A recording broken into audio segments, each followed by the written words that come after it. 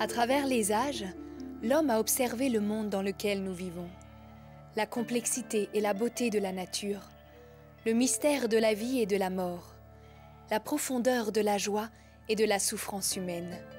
Et il s'est demandé, comment tout cela a-t-il pu venir à l'existence? Ce monde est-il le résultat du hasard ou d'un plan? Y a-t-il quelque chose ou quelqu'un derrière tout cela? Et s'il existe un tel être, à quoi ressemble-t-il? A-t-il un but pour ce monde? A-t-il un but pour moi dans ce monde? A-t-il un but pour moi au-delà de ce monde? Pour ceux qui cherchent une réponse, pour ceux qui sont à l'écoute, il y a une voix. Elle est venue d'au-delà de notre monde.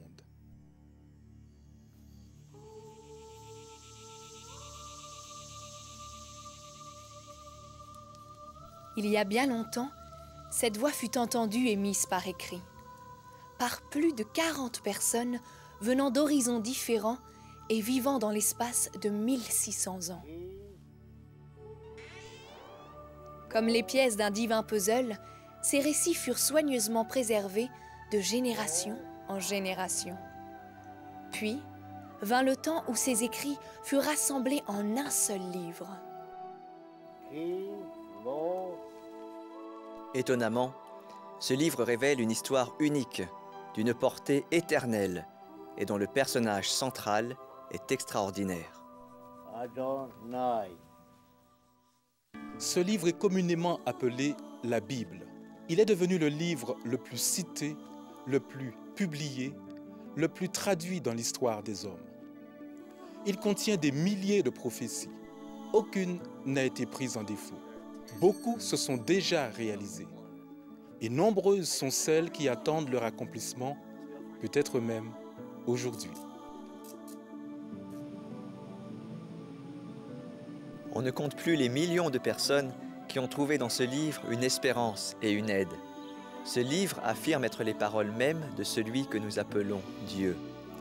Et voici l'histoire incroyable qu'il nous relate, à vous et à moi.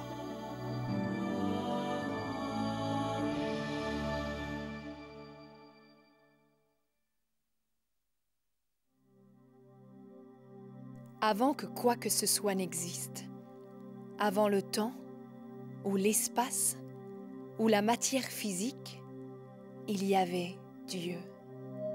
Celui qui dépasse tout entendement et que l'on ne peut décrire.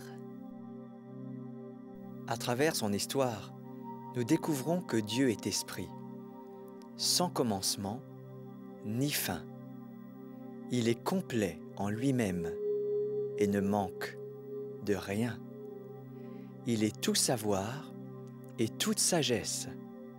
Il est parfait en tout. Il n'est limité par rien.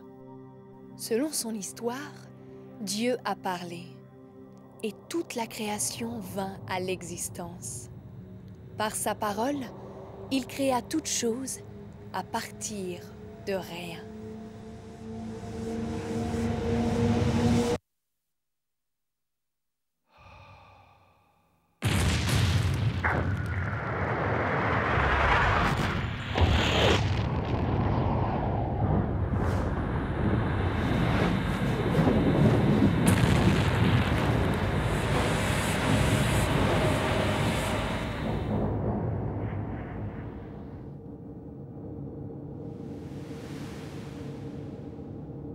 L'univers dans lequel nous vivons est fait de milliards d'immenses amas d'étoiles appelées galaxies.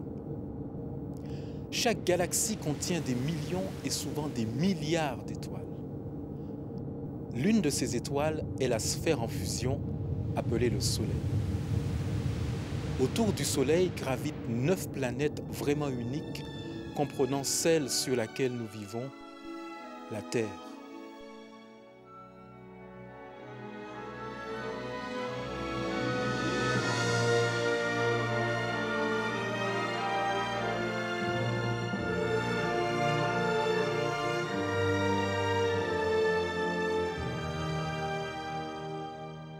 La terre est un magnifique déploiement de beauté et de diversité. C'est un monde idéalement fait pour entretenir la vie de centaines de milliers de différentes sortes de plantes et d'animaux. Depuis ce qui est microscopique jusqu'à ce qui est gigantesque, chaque espèce a ses propres couleurs, sons, arômes et textures. Chacun a sa place définie dans l'équilibre délicat de la vie sur cette planète. Méditer sur les aspects et les dimensions du monde qui nous entoure nous donne le vertige.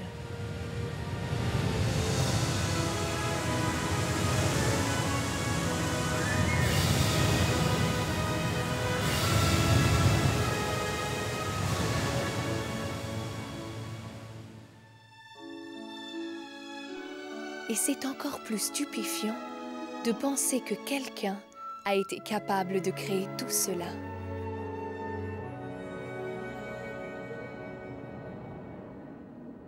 Selon son histoire, Dieu a créé le ciel, la terre et toute chose vivante en 6 jours. Et, le 6e jour, après que Dieu eut créé tout cela, il forma le premier homme de la poussière de la terre. Puis, il souffla en lui la vie. Et l'homme devint un être vivant. Dieu l'appela Adam.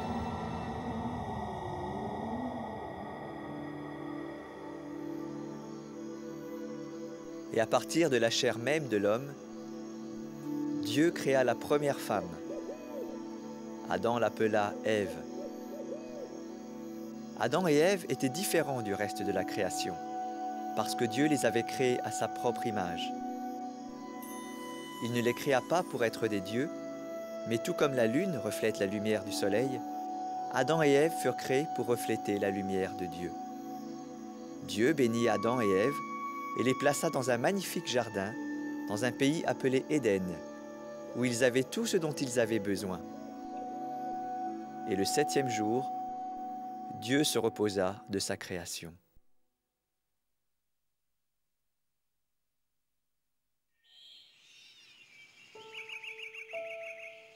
Dans le jardin d'Éden se trouvaient toutes sortes d'arbres, agréables à voir et bons à manger. Il y avait au milieu du jardin 2 arbres. L'un était l'arbre de la vie et l'autre l'arbre de la connaissance du bien et du mal. Dieu dit à Adam qu'il pouvait manger de tous les arbres du jardin. Mais il ne devait pas manger de l'arbre de la connaissance du bien et du mal, parce que le jour où il en mangerait, il mourrait. Il fut ainsi donné à Adam la liberté de choisir. Une liberté qui avait une place centrale dans le plan de Dieu. Parce que l'homme fut créé pour aimer Dieu et être aimé de Dieu. Et l'amour n'est pas un véritable amour sans la liberté de choisir d'aimer. Adam avait donc le choix de goûter ou non le fruit.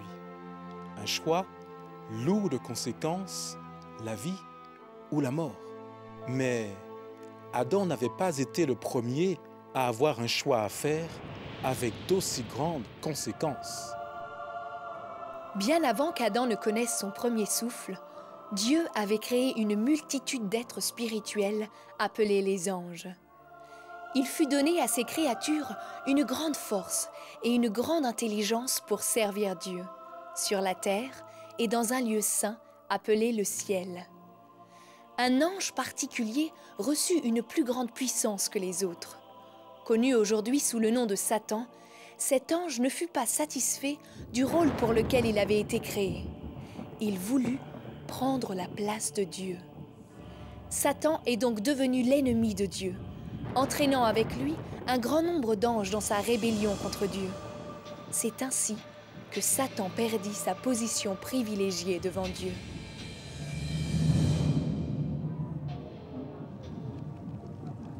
Les anges qui ont suivi Satan sont maintenant connus sous le nom de démons. Et bien qu'ils puissent se déguiser en anges de lumière, ils sont entièrement mauvais. Satan est aussi connu sous d'autres noms.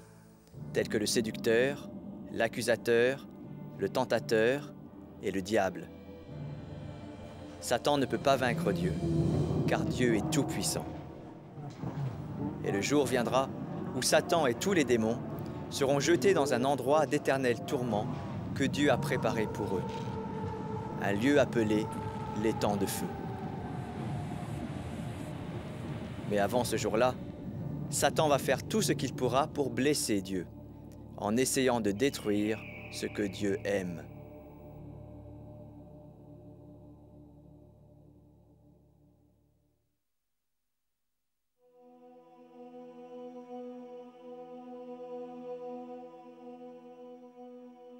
Un jour, Ève se promenait dans le jardin, près de l'arbre de la connaissance. Et Satan lui parla. Elle n'avait pas peur, car la crainte n'était pas encore entrée dans le monde. Satan l'interrogea sur le fruit défendu. Il mit en doute l'avertissement de Dieu ainsi que sa motivation à l'égard de l'homme. Ève écouta et commença à douter de Dieu. Elle examina le fruit et en mangea. Puis, elle donna du fruit à Adam, qui en mangea. Immédiatement, ils prirent conscience de leur nudité et en eurent honte. Quelque chose de terrible s'était produit. Quelque chose avait changé.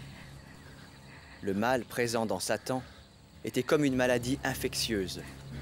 Et par la désobéissance d'Adam, cette maladie s'est répandue dans le monde. Elle s'appelle le péché. C'est une puissance qui œuvre dans une personne pour détruire sa relation avec Dieu et qui, en fin de compte, apporte la mort à tous ceux qu'elle touche. Adam et Ève avaient été créés pour vivre éternellement en harmonie parfaite avec Dieu.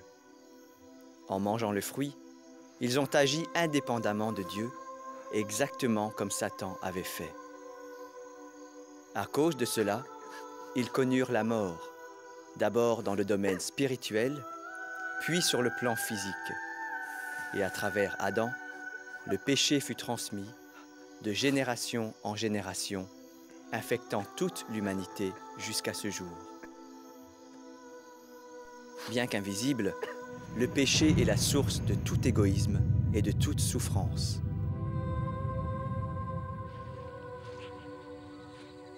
Adam et Ève essayèrent de se cacher de Dieu et de se débarrasser de leur honte en se couvrant de feuilles. Mais ce fut sans succès, car leur problème n'était pas extérieur, mais intérieur. La honte est le résultat du péché et le péché agissait en eux comme un poison. Alors Dieu leur fit des vêtements de peau d'animaux. C'était là un habillement acceptable, mais ce n'était qu'un remède partiel car il n'ôtait pas le péché. Et de plus, ces habits nécessitaient la mort d'un animal, une chose qu'ils n'avaient encore jamais vue. C'était une vision horrible, une illustration du fait que le péché engendre la mort. Et bien qu'ils ne puissent le comprendre à ce moment, c'était là une image du prix que Dieu aurait à payer pour libérer l'humanité du péché. Dieu chassa Adam et Ève du jardin pour éviter qu'ils ne mangent du fruit de l'arbre de vie et ne vivent éternellement sur la terre. Ils ne pourraient jamais connaître la vie telle qu'elle avait été prévue. Quant à Satan, Dieu prononça sur lui un jugement. Et dans ce jugement, nous découvrons la première promesse de Dieu. Un jour, par un descendant d'Ève, Dieu enverrait un libérateur pour vaincre Satan pour toujours.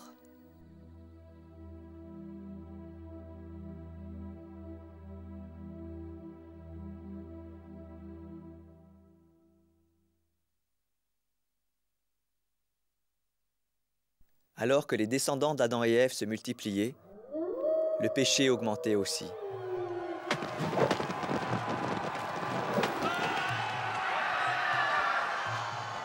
Le mal se répandit sur la terre entière, et Dieu en fut affligé.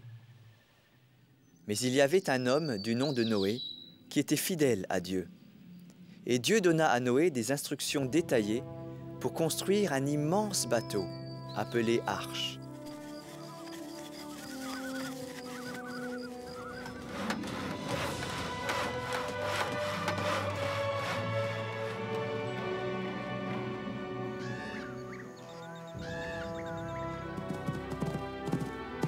Puis, Dieu envoya un mâle et une femelle de chaque espèce animale pour entrer dans l'arche.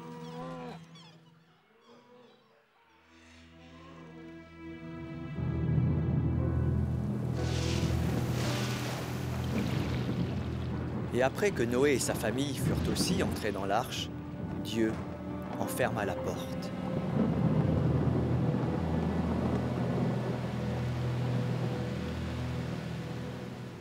Alors, Dieu fit pleuvoir durant 40 jours et 40 nuits. La terre fut inondée et tout ce qui y vivait fut détruit.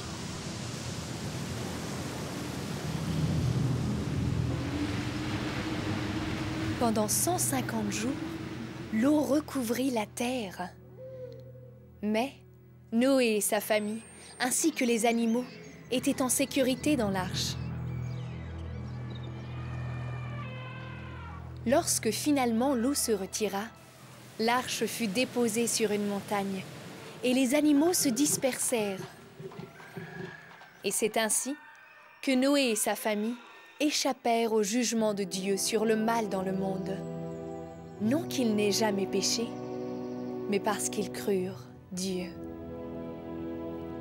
Et Dieu bénit Noé et ses fils, et il leur dit d'être féconds, de se multiplier et de remplir la terre.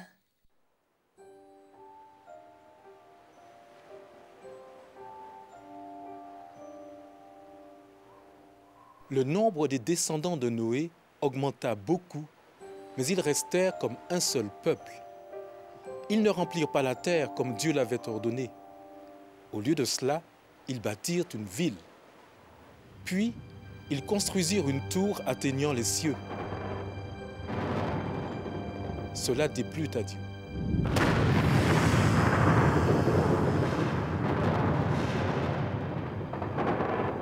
Alors, Dieu mit la confusion dans leur langage. Immédiatement, il y eut au moins 70 groupes de personnes qui ne pouvaient plus parler les uns aux autres. Puis, Dieu dispersa ces groupes sur toute la terre. Et cela fut le commencement des langues et des nations de notre monde.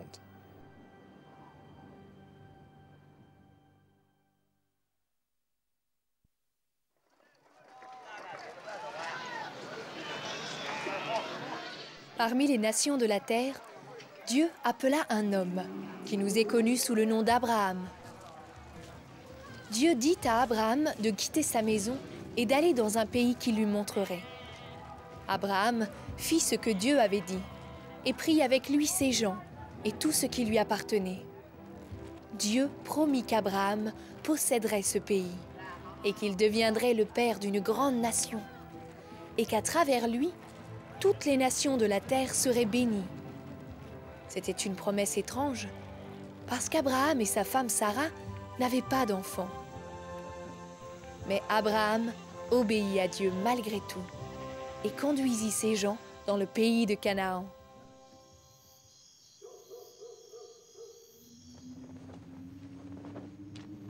Abraham et Sarah vécurent en Canaan très longtemps, mais ils n'avaient pas d'enfants. Ne crains point, Abraham. Je suis avec toi. À nouveau, Dieu lui parla et lui dit que ses descendants seraient aussi nombreux que les étoiles du ciel. Bien trop nombreux pour être comptés. Abraham crut Dieu, et Dieu le considéra comme juste, Oui, en tenant compte de sa foi. j'ai confiance en toi. Je crois qu'il va nous bénir avec un fils.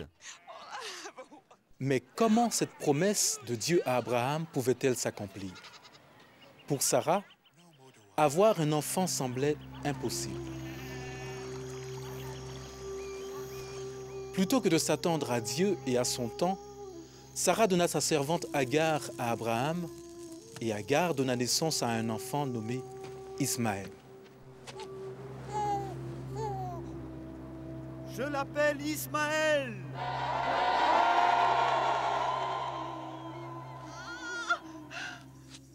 Finalement, exactement comme Dieu l'avait promis, Sarah aussi eut un enfant d'Abraham. C'est un fils. Ils l'appelèrent Isaac.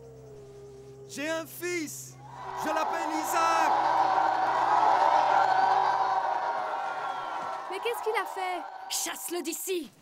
Ce sont tout de même des frères. Et Sarah ressentit de l'amertume contre Agar et Ismaël. J'ai dit hors de ma vue.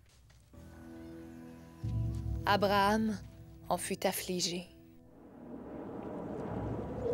Abraham, Mais Dieu dit à Abraham de ne pas s'inquiéter, parce qu'Ismaël deviendrait le père d'une grande nation, et qu'au travers d'Isaac, Dieu accomplirait sa promesse de bénir toutes les nations. Et les années passèrent.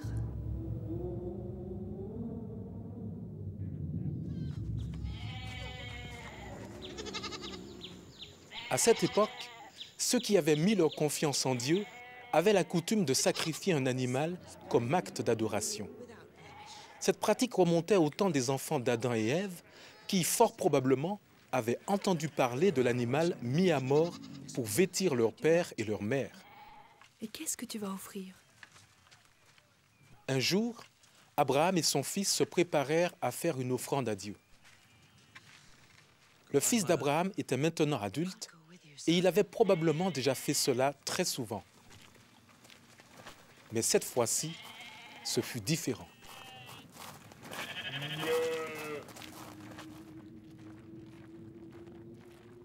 La veille, Dieu avait parlé à Abraham en lui disant de prendre son fils et de le lui offrir en sacrifice. Abraham avait l'habitude d'obéir à Dieu. Mais que pensait-il à ce moment-là? Quels furent ses sentiments? Ils avaient le bois et le couteau. Mais où est l'agneau pour le sacrifice? Demanda son fils. Abraham dit, Dieu pourvoira lui-même à l'agneau pour le sacrifice. Dieu pourvoira lui-même à l'agneau. Et tous deux allèrent à l'endroit prévu.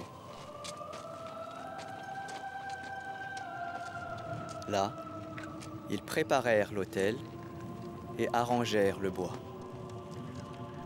Dieu n'avait pas encore pourvu à une autre offrande.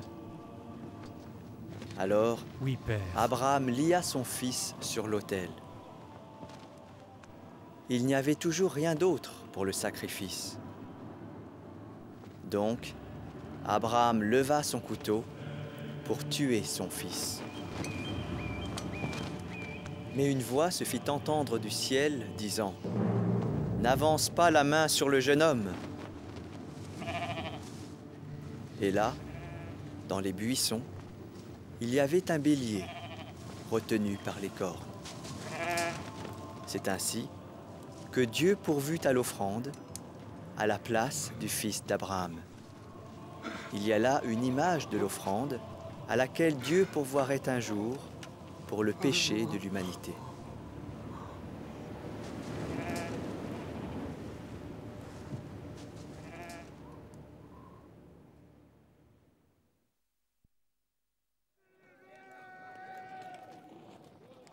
Dieu avait promis de bénir Abraham et à travers lui, bénir toutes les nations de la terre. Dieu fit la même promesse au fils d'Abraham, Isaac, et au fils d'Isaac, Jacob. Après de nombreuses années, Jacob eut 12 fils, mais il y en avait un, du nom de Joseph, qu'il aimait beaucoup. Et les frères de Joseph étaient jaloux de lui. On doit supporter ça. Arrêtez, ne faites pas ça! Ils l'attrapèrent et le jetèrent dans une citerne. Puis, ils vendirent Joseph à des marchands qui étaient en route vers un pays appelé l'Égypte.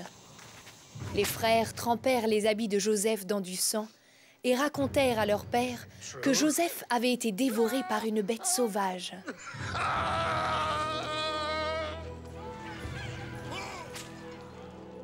Joseph entra en Égypte comme esclave. Mais en Égypte, Dieu plaça Joseph au service de gens puissants. Après quelque temps, Joseph fut appelé à comparaître devant le souverain d'Égypte, qu'on appelait le Pharaon. Il fut demandé à Joseph d'interpréter un songe. Dieu donna à Joseph l'interprétation correcte concernant une grande famine qui allait venir sur toute la terre. Le Pharaon fut très content de Joseph et il lui donna le commandement de tout le pays d'Égypte. Désormais, prosternez-vous devant lui. Lorsque la famine s'étendit sur la terre, la famille de Joseph souffrit beaucoup dans le pays de Canaan. Mais en Égypte, Joseph avait rempli les entrepôts. Et bien que Joseph ait été trahi par ses frères, il gardait toujours un amour profond pour sa famille.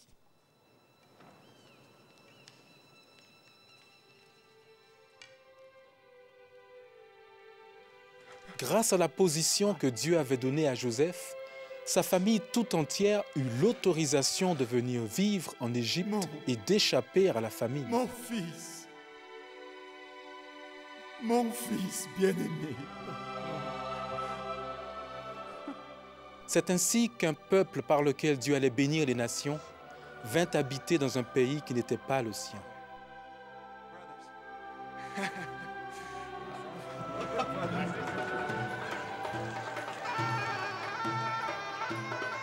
350 ans plus tard, les descendants d'Abraham, d'Isaac et de Jacob demeuraient toujours en Égypte. Leur nombre s'était considérablement accru et ils étaient connus comme le peuple hébreu. Un nouveau pharaon régnait qui craignit que le peuple hébreu ne devienne trop nombreux. Il le réduisit donc en esclavage, mais les Hébreux continuèrent à augmenter en nombre. Alors, il ordonna de mettre à mort tous les fils qui naîtraient dans les familles des Hébreux. Faites-le. Il est très vraisemblable que Satan ait eu un rôle à jouer dans cette histoire. Mais Dieu avait un plan bien plus grand. Parmi les Hébreux, une mère qui faisait confiance à Dieu plaça son bébé dans une corbeille de jonc et le mit à flotter sur une rivière où la fille du Pharaon se baignait.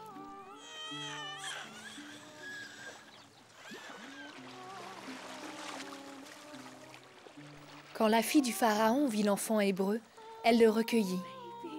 La fille du Pharaon adopta le petit garçon. Elle lui donna le nom de Moïse. Et cet enfant hébreu grandit comme un prince d'Égypte.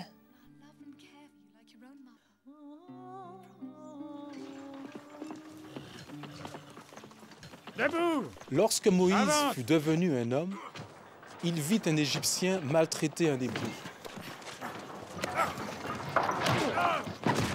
Alors, il tua l'Égyptien.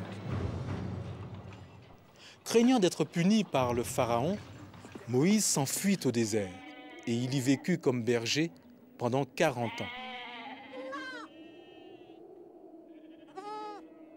Puis un jour, Dieu apparut à Moïse dans un feu au milieu d'un buisson.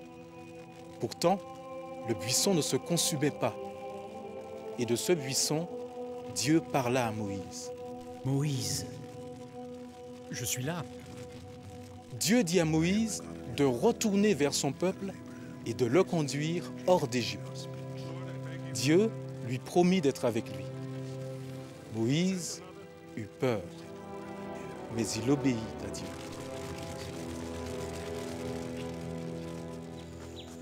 Moïse retourna donc en Égypte, et avec son frère Aaron, Moïse vint se présenter devant le Pharaon.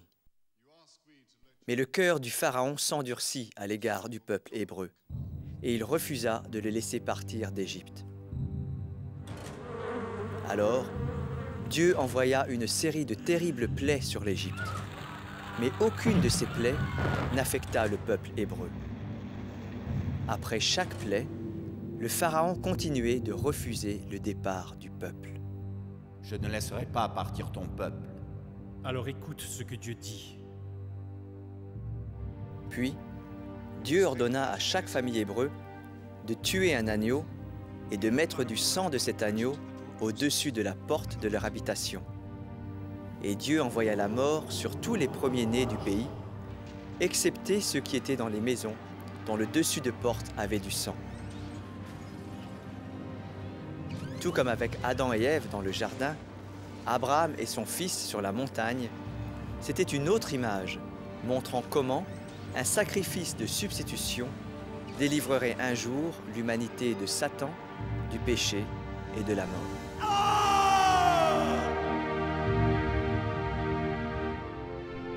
Alors qu'il part!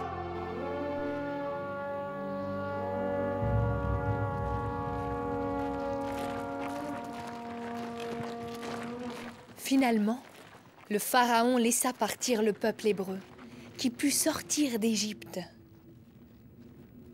Mais le Pharaon se ravisa.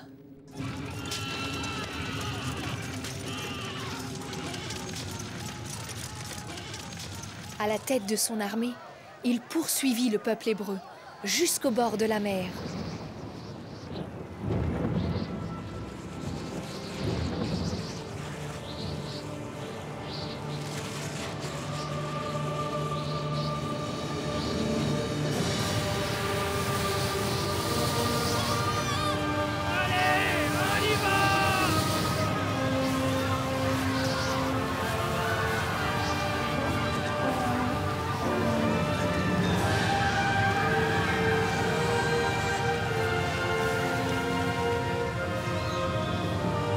Dieu fendit alors la mer pour permettre au peuple hébreu de passer à pied sec. Et lorsque les Égyptiens voulurent les poursuivre, Dieu referma la mer et toute l'armée fut engloutie.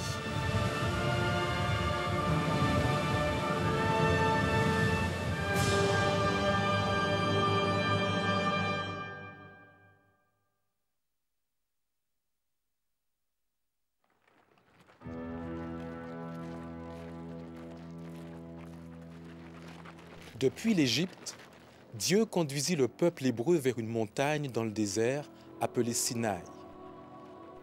C'est là que Dieu déclara que si le peuple hébreu lui obéissait, il serait béni, il lui appartiendrait comme son trésor et qu'il serait son représentant devant toutes les nations de la terre. Le peuple répondit qu'il ferait tout ce que Dieu demanderait. C'est ainsi qu'au milieu des éclairs et du tonnerre, de la fumée et du feu, Dieu descendit sur la montagne et Moïse monta sur la montagne pour rencontrer Dieu.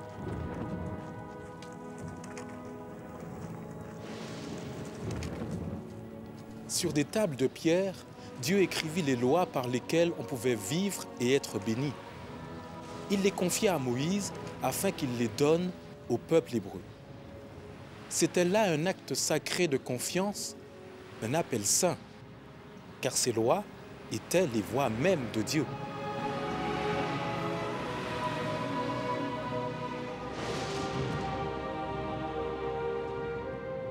Mais Dieu savait bien qu'à cause du péché qui avait infecté l'humanité, le peuple serait incapable d'observer ces lois. Alors, Dieu montra à Moïse comment bâtir un endroit sacré, où sa présence habiterait parmi eux, et où le peuple pourrait apporter des animaux à sacrifier comme offrande. Le sang des animaux serait comme une couverture, afin que Dieu ne regarde pas leurs péchés. Je suis l'Éternel ton Dieu. Tu n'auras pas d'autre Dieu devant ma face. Mais si ces sacrifices couvraient le péché, ils ne pouvaient l'ôter.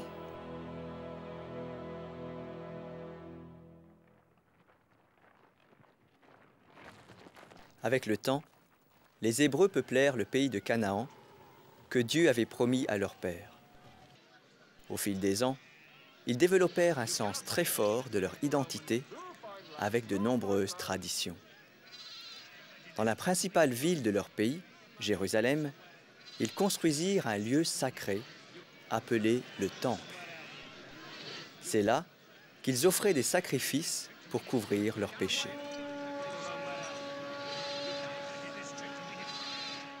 Pendant plus de 1000 ans, les Hébreux essayèrent de vivre comme Dieu le leur avait ordonné. Mais à de nombreuses reprises, ils s'écartèrent de Dieu, allant jusqu'à suivre de faux dieux. Lorsqu'ils ne revenaient pas à Dieu, Dieu les reprenait, souvent en leur envoyant une nation étrangère qui envahissait leur pays et les dominait. Les Hébreux reconnaissaient alors leur infidélité et criaient à Dieu pour qu'il les délivre. Alors, Dieu suscitait un chef pour délivrer le peuple de ses oppresseurs. Et le peuple renouvelait son engagement à vivre selon les lois de Dieu.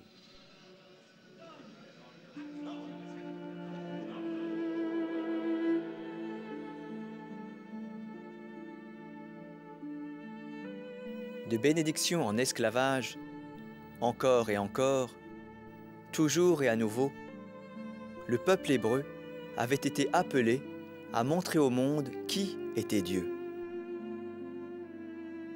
Mais à cause du péché qui avait infecté le monde, il ne parvint pas à marcher dans les voies de Dieu sans chuter. Dans le jardin d'Éden, Dieu avait promis d'envoyer un libérateur. Par les prophètes hébreux, Dieu donna des centaines de promesses au sujet de ce libérateur qui, un jour, aurait une victoire éternelle sur Satan, le péché et la mort. Jour après jour, année après année, de génération en génération, montait dans le temple la fumée des sacrifices, rappelant constamment au peuple hébreu le besoin d'un libérateur pour l'humanité. Mais quand viendrait-il? Comment viendrait-il? Finalement, certains ont même dû se demander s'il viendrait réellement. Jusqu'à quand?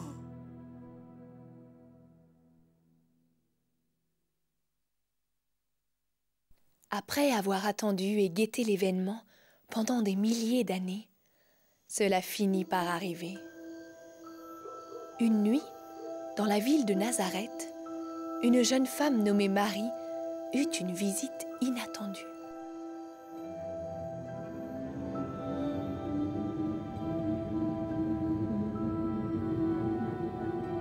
Un ange de Dieu lui dit qu'elle porterait un fils et qu'elle devrait l'appeler Jésus, ce qui signifie « Le Seigneur est notre délivrance ». Étant une femme hébreu, Marie connaissait fort probablement la promesse d'un libérateur. Elle était stupéfaite et intriguée.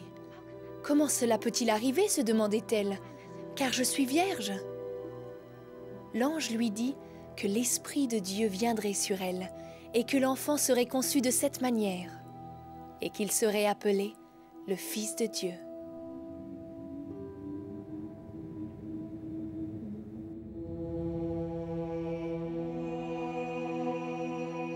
Le plan de Dieu était en train de s'accomplir. Mais qui aurait jamais pu imaginer que cela se passerait ainsi? Les anciennes promesses de Dieu laissaient à penser que pour vaincre le péché, le libérateur serait sans péché. Tout comme Dieu est sans péché. Mais qui aurait pu s'attendre à ce que le libérateur, promis par Dieu à travers les âges, serait Dieu lui-même, sous une forme humaine?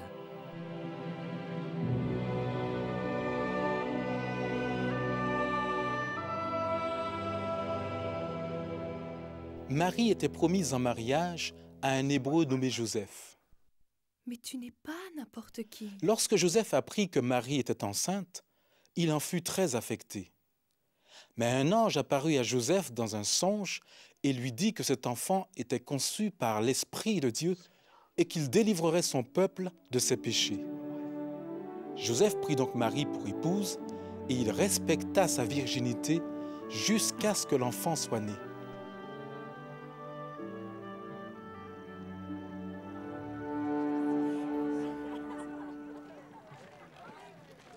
À cette époque, le pays des Hébreux était occupé par une armée étrangère qui obéissait à un souverain habitant dans un pays fort éloigné. Ce souverain ordonna de faire un recensement et décida que chacun se ferait inscrire sur son lieu d'origine. C'est ainsi que Joseph et Marie, qui étaient sur le point d'accoucher, quittèrent leur maison pour aller très loin dans une petite ville appelée Bethléem.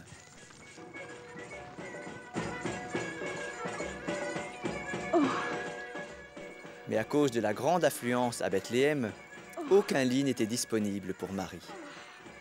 Ils trouvèrent alors refuge dans une étable.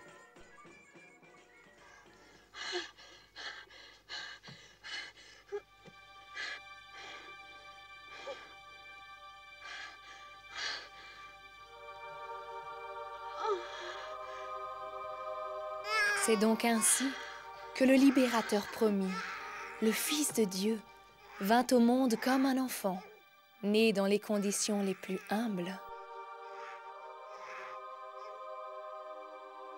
Des centaines d'années plus tôt, des prophètes hébreux avaient annoncé qu'une vierge donnerait naissance à un fils qui, un jour, gouvernerait le peuple hébreu. Il fut dit de cet enfant que son origine remonte aux temps anciens, au jour de l'éternité. Et comme cela avait été dit à Marie, ils donnèrent à l'enfant le nom de Jésus.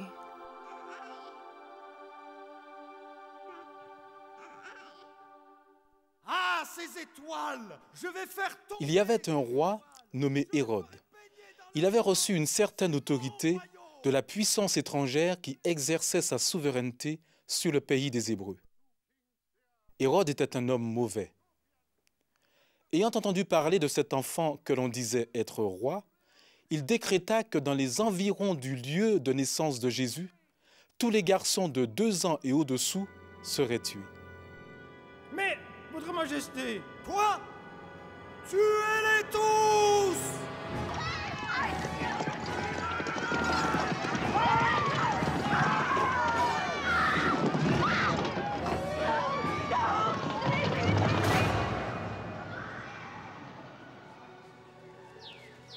Mais avant que cet événement terrible n'arrive, un ange dit à Joseph d'emmener Jésus en Égypte et d'y rester jusqu'à ce que Dieu lui dise de revenir. Ainsi, comme Dieu délivra le bébé Moïse des plans d'un roi méchant, Jésus fut aussi délivré d'un roi méchant, afin qu'il puisse un jour délivrer l'humanité du péché. Regarde, tu vois? C'est Nazareth. Après leur retour au pays des Hébreux, Joseph, Marie et Jésus s'installèrent dans la ville de Nazareth. Enfant, Jésus grandissait en force et en sagesse. Même les docteurs hébreux de la loi étaient étonnés de sa compréhension des choses de Dieu. Et quand Jésus parlait de Dieu, il l'appelait Père. La grâce de Dieu reposait sur Jésus, et il avait la faveur de tous ceux qui le connaissaient.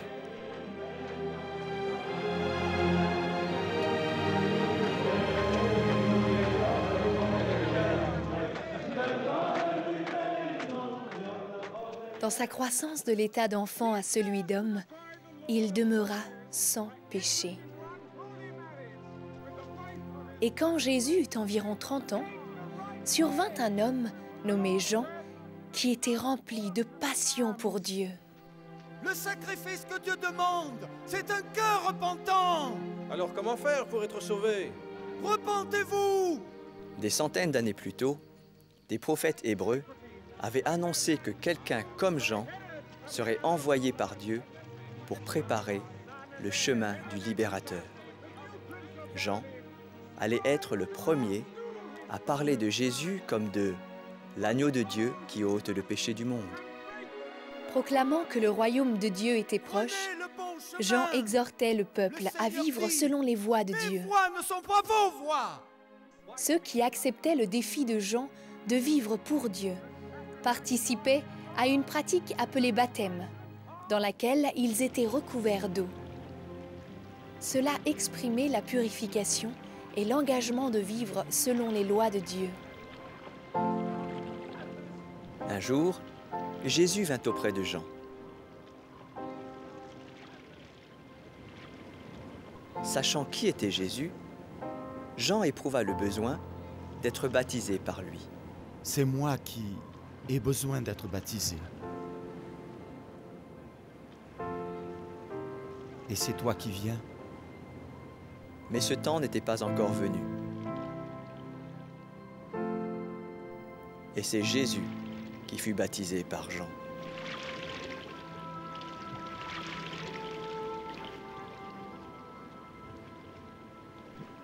Et lorsque Jésus sortit de l'eau, l'Esprit de Dieu descendit sur lui. Et une voix venue du ciel dit : « Celui-ci est mon Fils bien-aimé, en qui j'ai mis toute mon affection. »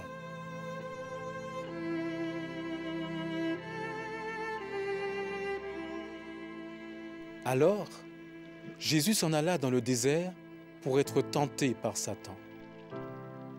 Mais Jésus lui résista et Satan dut s'enfuir. Cette rencontre au désert était une épreuve. Et de même qu'un métal précieux est éprouvé pour démontrer sa nature, ce test fut une preuve supplémentaire que Jésus était bien le Fils de Dieu, venu sur la terre pour accomplir la volonté de son Père.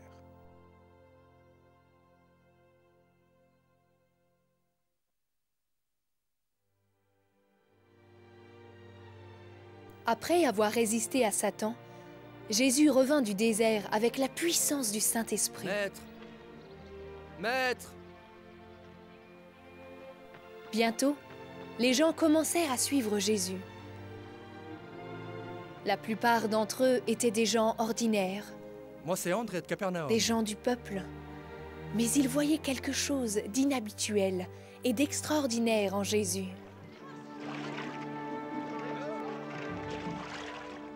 Certains quittèrent la sécurité de leur gagne-pain pour être avec Jésus.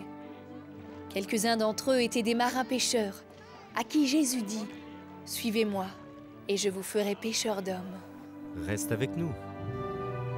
Parmi ceux qui le suivaient, Jésus choisit un petit groupe spécial de 12 personnes.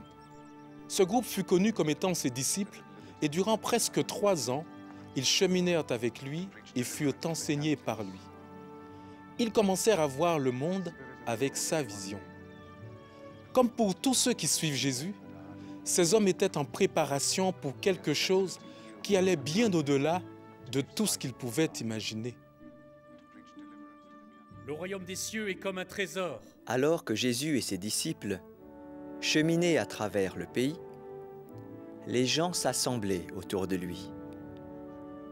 Par des histoires merveilleuses et des illustrations, Jésus enseignait les voies de Dieu au peuple et l'exhortait à vivre selon ses voies. Le royaume des cieux est ici. Maintenant. Jésus éprouvait de la compassion pour les rejetés et les cœurs brisés. Il condamnait ceux dont le cœur était rempli d'orgueil. Il parlait avec l'autorité d'un envoyé de Dieu, mais il ne faisait pas que parler. Jésus exprimait sa compassion et prouvait son autorité par des miracles. On rapporta qu'il avait calmé des tempêtes et marché sur la mer. Par 2 fois, il prit seulement quelques pains et une poignée de poissons qu'il multiplia pour nourrir des milliers de personnes.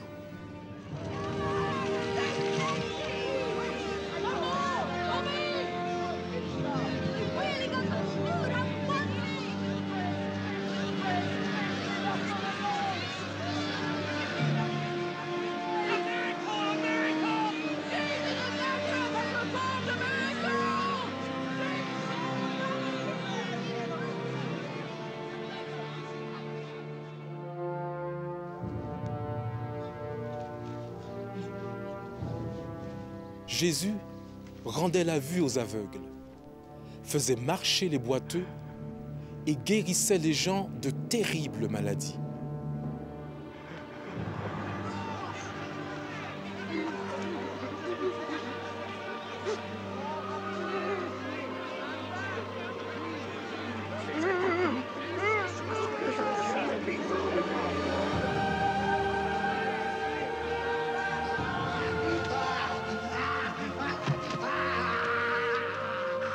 Il chassait les démons hors des gens.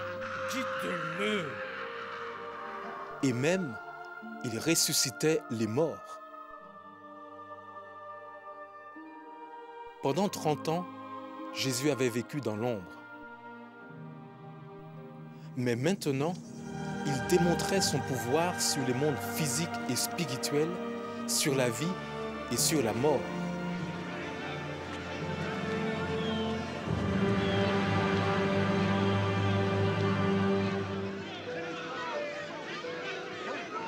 Les nouvelles au sujet de Jésus se répandirent rapidement dans tout le pays. Des centaines d'années plus tôt, un prophète hébreu avait écrit qu'avec la venue du libérateur promis par Dieu, les aveugles retrouveraient la vue, les sourds entendraient, les boiteux marcheraient, les muets pousseraient des cris de joie et que la bonne nouvelle serait annoncée. Certains, qui avaient mis leur espoir dans le libérateur promis par Dieu, se demandaient « Est-ce Jésus ?» Beaucoup ne s'intéressaient pas à qui il était, mais plutôt à ce qu'il pouvait faire pour eux. Et d'autres, comme les chefs religieux hébreux, ne savaient que penser de ce faiseur de miracles. Maître, Ces chefs religieux cherchèrent Jésus pour lui tendre toutes sortes de pièges. Certains de ces chefs étaient des hommes sincères qui cherchaient à connaître Dieu au travers de leur religion. Mais d'autres étaient prétentieux et arrogants. Leur religion était devenue leur Dieu. Ils n'appréciaient pas que beaucoup de gens aient plus d'estime pour Jésus que pour eux-mêmes. Leur intention était de discréditer Jésus. Si vous perdiez vos animaux le jour du sabbat, n'iriez-vous pas les secourir? Ils remettaient en question l'autorité par laquelle il accomplissait des miracles. Ils le critiquaient de s'associer avec des gens qu'ils considéraient comme impurs. Qu'est-ce qui se passe? tu peux pas rentrer. C'est pas notre pour toi ici, impossible. Ça suffit. T'imagines? Qu'est-ce qu'il va dire?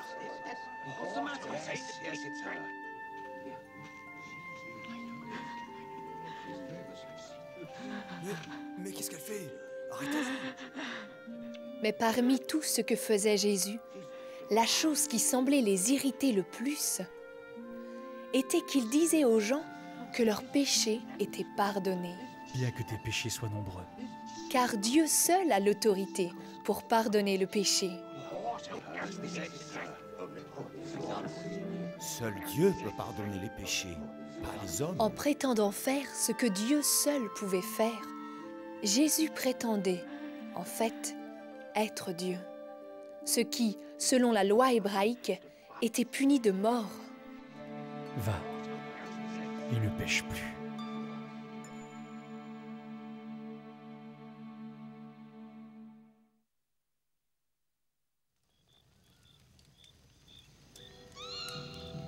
Alors que la controverse autour de Jésus allait grandissant, il commença à expliquer à ses disciples la véritable nature de sa mission. Vous, qui dites-vous que je suis? Il leur dit qu'il serait bientôt livré aux chefs religieux et mis à mort, que 3 jours après, il ressusciterait des morts. Ses disciples entendaient bien ce qu'il leur disait, mais ils n'arrivaient pas à comprendre la pleine signification de ces paroles.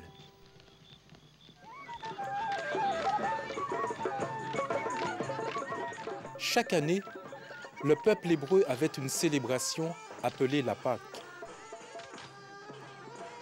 Beaucoup venaient de très loin pour fêter la Pâque dans la ville de Jérusalem. C'était l'occasion pour eux de se rappeler comment Dieu avait délivré le peuple hébreu de sa servitude en Égypte. Lorsque le Pharaon avait refusé de laisser partir le peuple, Dieu avait envoyé la mort sur tous les premiers-nés d'Égypte, mais il avait épargné ceux qui étaient dans les maisons, dont le dessus de porte était aspergé de sang. Ils étaient couverts par le sang.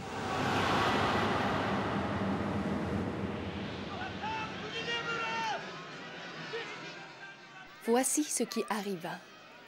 Jésus, que Jean avait appelé l'agneau de Dieu, vint à Jérusalem pour fêter la Pâque. Jésus était maintenant tellement connu que les gens célébrèrent son arrivée. Ils criaient « Hosanna !» ce qui signifie « Sauve-nous maintenant ». Ce moment avait été prédit par des prophètes hébreux des centaines d'années plus tôt. Jésus savait que certains chefs religieux seraient mécontents d'une telle réception. Il savait également que cela leur ferait faire un pas de plus dans l'accomplissement d'un plan établi depuis toujours. Venez à moi. Pendant les jours qui précédèrent la Pâque, Jésus continuait de s'occuper des gens. Les chefs religieux l'observaient attentivement. Quelques-uns d'entre eux étaient attirés par Jésus. La plupart auraient simplement voulu l'écarter du chemin. Au cours des années, les chefs religieux avaient ajouté des centaines de lois aux lois que Dieu avait données à Moïse. Malheur à vous, scribes et pharisiens! Jésus tenait tête à ces chefs religieux parce qu'ils rendaient difficile la marche du peuple avec Dieu. Et, de ce fait, la tension montait. Comment échapperez-vous au jugement? Béni soit celui qui vient au nom du Seigneur. Car moi, avec le Père, nous sommes absolument un. Il blasphème! Il blasphème! Les chefs religieux ne pouvaient plus remettre à plus tard le cas de Jésus. Ils organisèrent donc une réunion. Ils craignaient que, si l'on permettait à Jésus de continuer d'ameuter le peuple, la puissance étrangère qui gouverne le pays n'intervienne, en les privant de leur place de chef. La question qui se posait à eux n'était pas si ils devaient se défaire de Jésus, mais comment. Ils élaborèrent donc un plan. Pendant ce temps, Jésus rassemblait ses disciples pour célébrer la Pâque. Ceci est mon corps.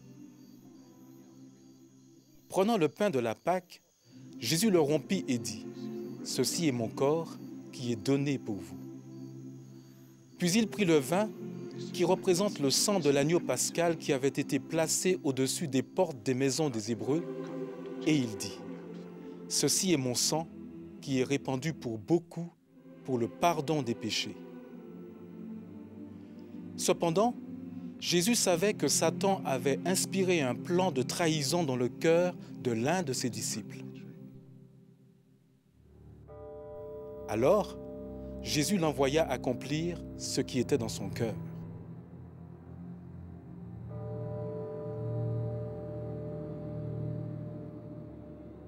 Jésus resta auprès des autres disciples, leur parlant des choses à venir. Il leur dit que bientôt, il lui faudrait aller au Père pour leur préparer une place au ciel, et que, quand il serait parti, eux seraient persécutés.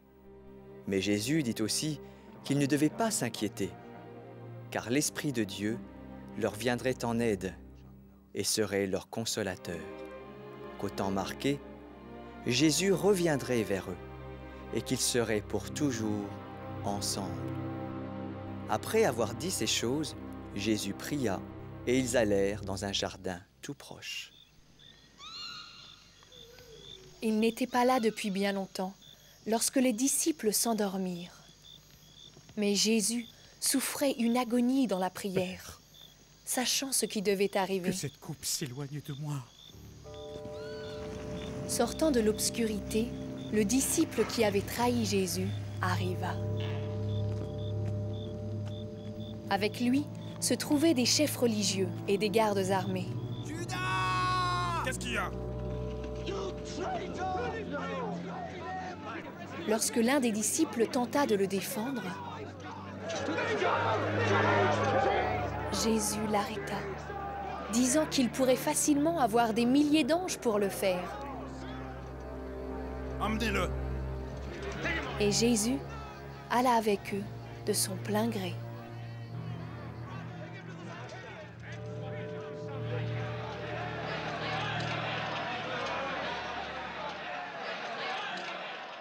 On emmena Jésus dans une réunion des chefs religieux pour l'interroger. Toutes leurs questions se résumèrent finalement en une seule. Es-tu le Fils de Dieu ? Messie ? Jésus répondit, oui, je le suis. Je le suis. Entendant cela, ils accusèrent Jésus d'avoir commis un péché méritant la mort. Ils se levèrent et firent comparaître Jésus devant le gouverneur étranger qui avait la souveraineté sur leur pays. Jésus avait souvent parlé du royaume de Dieu. Alors, le gouverneur lui demanda, « Es-tu roi ?» Tu es roi ? Jésus répondit que son royaume n'était pas de ce monde. Le gouverneur dit au chef religieux, « Cet homme n'a rien fait qui mérite la mort. » Mais les chefs religieux continuèrent à demander la mort de Jésus, prétendant qu'il était une menace pour le peuple et pour le gouverneur. Jésus ne se défendait pas. Le gouverneur était très étonné. Ne voulant pas condamner Jésus, il proposa une autre solution. J'ai pris ma décision. Il existait une coutume bien établie de relâcher un prisonnier pendant la Pâque. Le gouverneur voulait relâcher Jésus, mais les chefs religieux le pressèrent de relâcher un autre prisonnier, connu pour être un meurtrier et un voleur. Dans l'espoir de les apaiser et de clore l'affaire, le gouverneur livra Jésus pour être battu.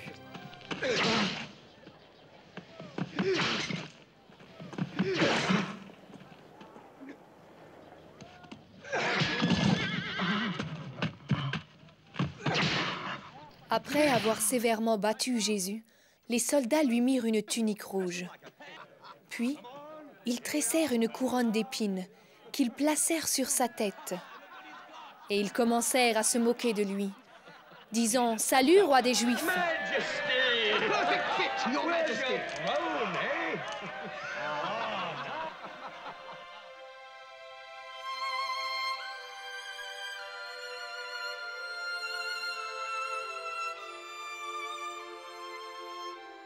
Jésus fut renvoyé vers le gouverneur, qui voulait toujours le relâcher.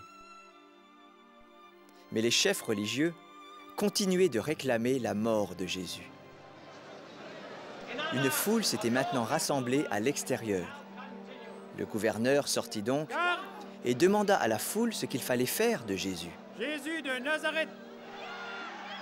Mais la foule, excitée par les chefs religieux, cria « Crucifie-le » Ayant ainsi permis au peuple de choisir, le gouverneur livra Jésus pour qu'il soit mis à mort.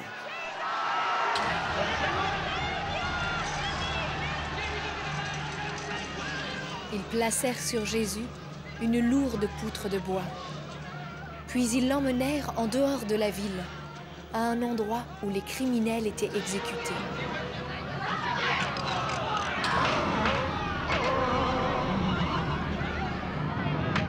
Après avoir cloué Jésus sur le bois, ils l'élevèrent pour qu'il meure.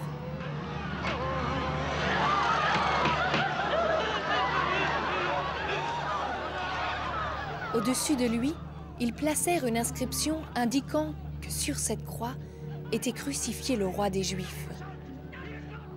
Les chefs religieux firent des objections, mais les soldats suivirent les ordres du gouverneur. L'inscription resta donc en place. Certains l'injuriaient, d'autres pleuraient. Jésus, lui, ne disait rien. Puis, parlant à son Père dans le ciel, il dit « Pardonne-leur, car ils ne savent pas ce qu'ils font. » Pendant 3 heures, les ténèbres s'abattirent sur le pays. Tout cela paraissait insensé. Et pourtant, il y avait une signification parfaite. Dieu est droit, juste et pur. Il ne pouvait pas accepter le mal qui était entré dans le monde par Satan, pas plus qu'il ne pouvait accepter le mal qui était entré dans l'humanité par Adam. Agir ainsi aurait conduit Dieu à trahir son caractère et à corrompre sa nature. Mais Dieu est aussi amour. Il a créé l'homme pour l'aimer et être aimé de lui. Pour Dieu, juger l'homme pour le mal qui habite en lui reviendrait à détruire l'objet même de son amour. C'était là un dilemme de portée divine. Mais, selon son histoire, ce moment avait été prévu avant la création et prédit au travers des âges. À la croix, Jésus prit nos péchés sur lui-même. Il subit le châtiment pour nos péchés. Il prit notre place. À la croix, la justice de Dieu fut satisfaite et son amour pleinement manifesté. Tout est Alors, Jésus dit, accompli. tout est accompli. Puis, il courba la tête et rendit l'esprit.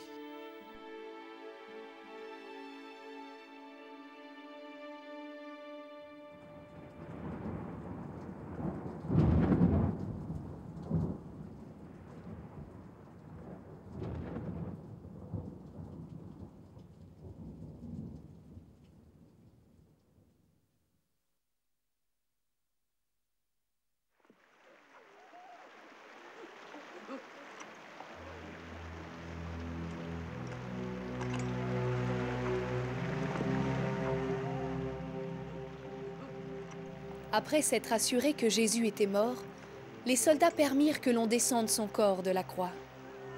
À la fin du jour, son corps fut déposé dans un tombeau, scellé par une énorme pierre. Sur l'insistance des chefs religieux, des soldats furent postés pour garder le tombeau. Pour ceux qui aimaient Jésus, ce fut un temps de désarroi et de grande confusion.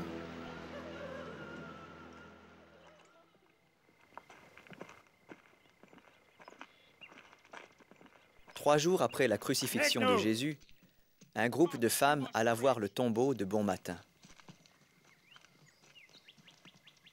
Elles n'étaient pas les premières. Tôt ce matin-là, un ange de Dieu était descendu du ciel.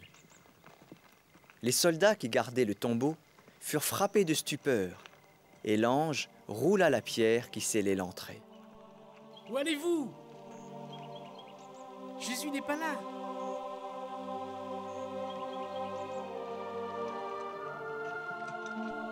Impossible. C'était moi le garde. Le tombeau était vide.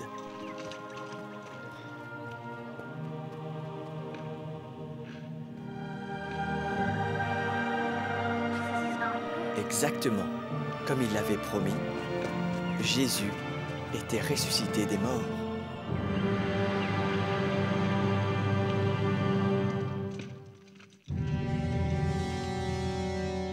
Les chefs religieux offrirent aux soldats une forte somme d'argent pour qu'ils racontent que pendant la nuit, les disciples de Jésus avaient enlevé son corps.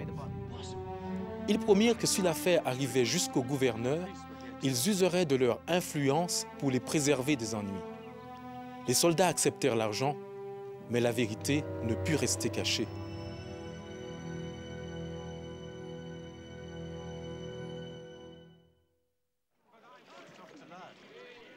Qu'avez-vous appris?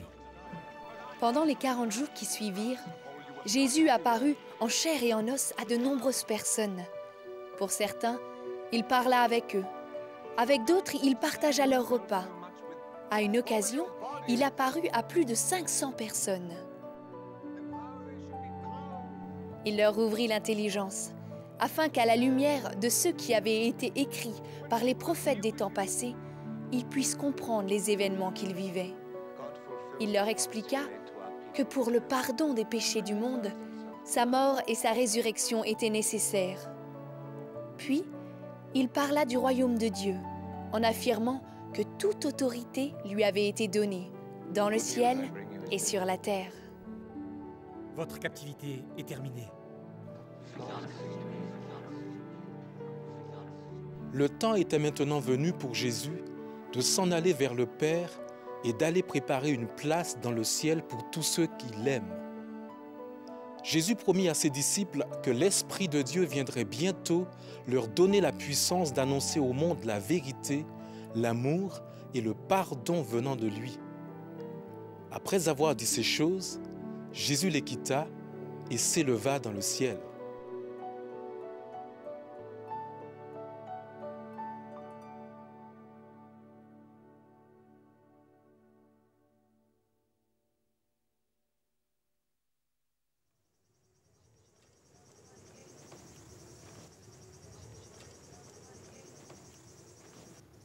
Peu de temps après que Jésus fut monté au ciel, ses disciples s'étaient rassemblés. Soudain, il vint du ciel un bruit, comme le souffle d'un vent puissant qui remplit toute la maison.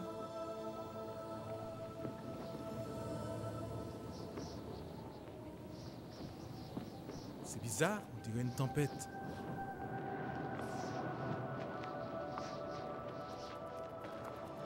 Ils virent ce qui semblait être des langues de feu se poser sur chaque personne. Et ils furent tous remplis du Saint-Esprit de Dieu et commencèrent à parler dans des langues différentes de la leur.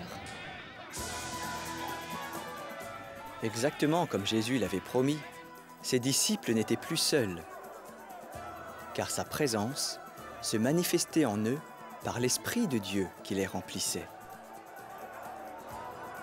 Dehors, dans les rues, se trouvaient des gens de diverses nations, et chacun entendait les disciples parler des merveilles de Dieu dans sa propre langue.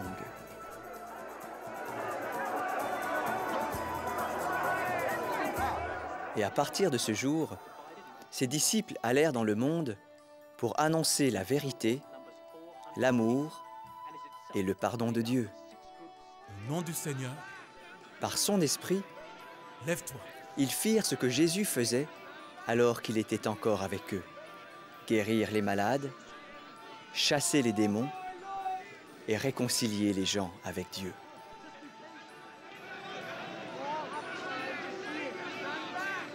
Et leur nombre augmentait chaque jour. Et il en a été ainsi depuis ce temps jusqu'à aujourd'hui. Chaque fois que quelqu'un se tourne par la foi vers Jésus, l'agneau de Dieu sacrifié et le Seigneur ressuscité, ses péchés sont pardonnés. Et l'Esprit de Dieu vient en lui, apportant la vie éternelle. Le nombre de ceux qui ont décidé de suivre Jésus a augmenté, jusqu'à atteindre des centaines de millions de personnes. Et selon l'histoire de Dieu, le jour viendra où il y aura des disciples de toute tribu et de toute nation sur la terre. Puis, Jésus reviendra exactement comme il l'a promis. Ceux qui ont rejeté Jésus seront pour toujours séparés de Dieu, dans le lieu qui a été préparé pour Satan et ceux qui le suivent. Ceux qui ont fait confiance à Jésus connaîtront la vie telle qu'elle avait été prévue, avec Dieu, pour toujours.